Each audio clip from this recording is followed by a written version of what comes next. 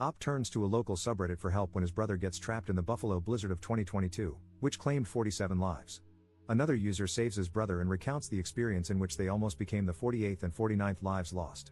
Editor's note: for some general info, Buffalo, New York, is known for its snowy winters, but the blizzard of 2022 has been called the storm of a lifetime. 48 inches, 122 centimeters, of snow fell in about 48 hours. With the wind chill, the temperature was minus 30 degrees Fahrenheit, minus 34 degrees Celsius. The conditions were so bad that emergency services were suspended. 47 people died. Original post by u/Junzeman. Op made a post in r/Buffalo that was titled, "I need urgent help. My brother has been stuck in his car since the afternoon. He is near X address and is running out of gas. We have tried our best to contact the fire department, police, and tow companies but haven't received any help yet. Please, someone help me. Any help or suggestions would be greatly appreciated." A comment from a local about the conditions in the area. Volunteer firefighter here. Our trucks cannot move in this snow. We are getting stuck and cannot get to anyone at the moment. At least 50% of the town's fire apparatuses are stuck somewhere. I hate to say this, but if you can contact him, tell him help is probably not coming. He is going to have to get resourceful, knock on doors, do something. There is nothing we can do at the moment. We are snowed in at the fire hall. Comment left by u/Spore211215. I live close by, I can bring some gas and warm clothes, possibly.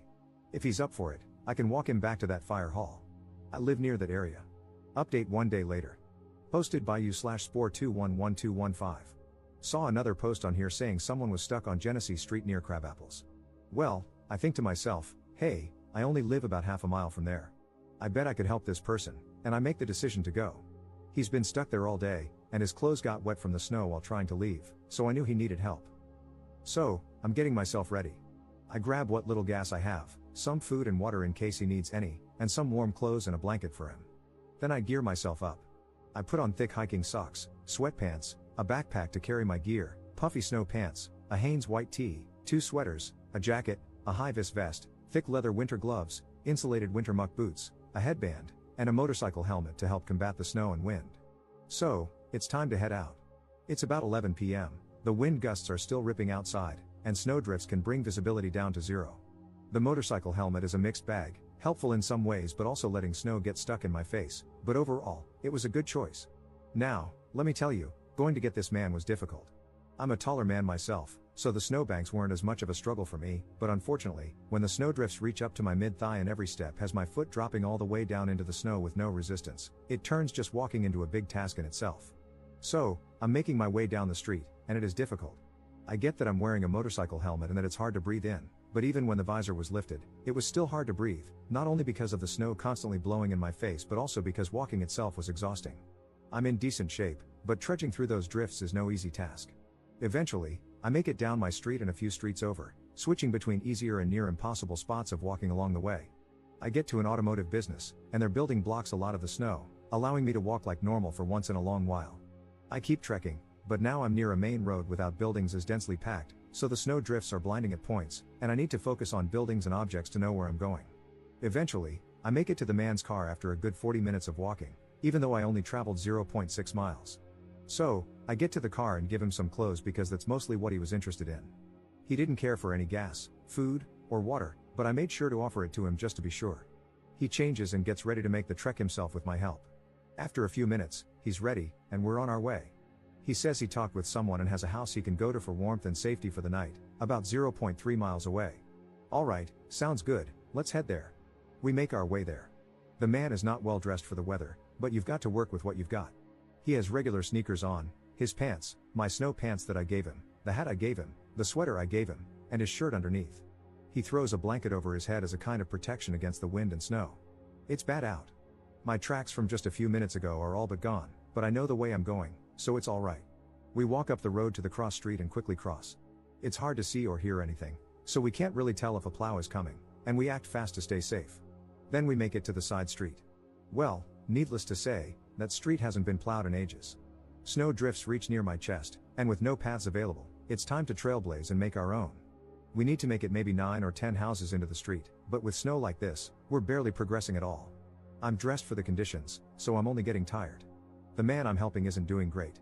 Snow is accumulating on his face, and he occasionally falls into the snowbanks and needs to recover.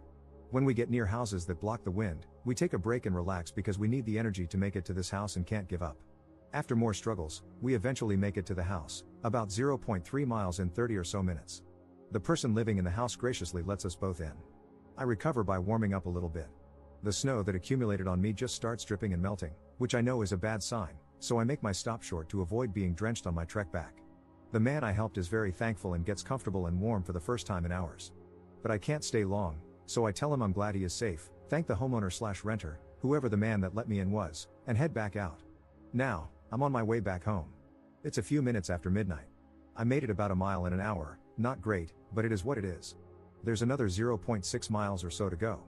My phone is getting caked with ice at this point, but surprisingly, it keeps working throughout the whole trip without any issues. Time to make my way back. I can actually see my trail this time, so I use my previous steps to try and make my walk a little easier. I'm starting to struggle but no, I can't stop. Eventually, I make it back to Genesee Street and see a front loader messing around with some snow, I'm assuming for emergency vehicle traffic. His windows are all iced over and fogged up, and I can't tell if he even sees me. I've got my mission, so I stay the hell out of his way and keep going. I give a wave and a thumbs up and continue making my way home. I cross Genesee quickly because now I know the plows are out, and I need to stay out of their way. Back in my neighborhood. My trail is gone, but I know where I'm going, or at least I think I do, so I keep making my way. I take a pit stop to call my girlfriend at home, letting her know I'm okay and all that jazz so she can relax. The phone call ends, and I continue on. Snow is piling up on my visor, and I've been constantly raising and lowering it throughout this whole trip. Fog and ice are really blocking my vision, so I essentially have to keep the visor up to see, only lowering it now and then to catch my breath or block the heavy snow gusts. My progress is really slowing, and my right leg is starting to hurt. Feels like I'm pulling something near my hip. Oh well, that's unfortunately not something I can dwell on while navigating the streets in a snowstorm. I keep making my way at a severely reduced pace and take a turn onto my street. Unfortunately, I was a bit exhausted and confused and made the turn one street too early, realizing it about halfway down. Weighing my options, I decide I can't really keep going forward without risking wasting even more time trying to get home. So, I backtrack to where I made the wrong turn and continue on the correct path. Eventually, I make it one street further and take the correct turn. I am getting exhausted, and my leg is really starting to bother me. No matter, gotta keep going. I hook a left and am on the final stretch home. The foot trail is gone again, so I'm on my own for making a path. The snow drifts are getting bad and extremely difficult to get through. I start counting my paces and can only make between 10 and 25, usually only 10, before I need to stop and catch my breath. Gotta keep going. That trail's on for a while. Eventually, I start walking right up against people's houses if the snow drift has made a path where there's less snow. I'm close to home but very, very tired. Thankfully, for the most part, the snow is at least at my back on this path. I keep struggling but can't give up. I am making nearly no progress, but I gotta get home. Eventually, I can see my house light but still have little energy to make it there. 10 steps. 10 steps. 10 steps. I'm close. I see the last section of snow near my house. 5 steps. My leg is really hurting. 5 more steps. Boom. Home. I am exhausted and ready to drop. I make it in the door, and my girlfriend helps take off all my clothes, backpack, and whatnot. I'm caked in snow but stayed warm throughout. I try to take my helmet off, but the snow caked onto the back of my head so much that my hair had ice in it, making it stick together. She had to melt the ice with her hands to get it off. I have her check me for frostbite, and surprisingly, there's none to be found, which I might debate. At the time of writing this, my ears are still a bit numb and have a funny feeling, but nothing of much concern. It's almost like the feeling of Novocaine at the dentist, but to a much lesser extent. Then I relax.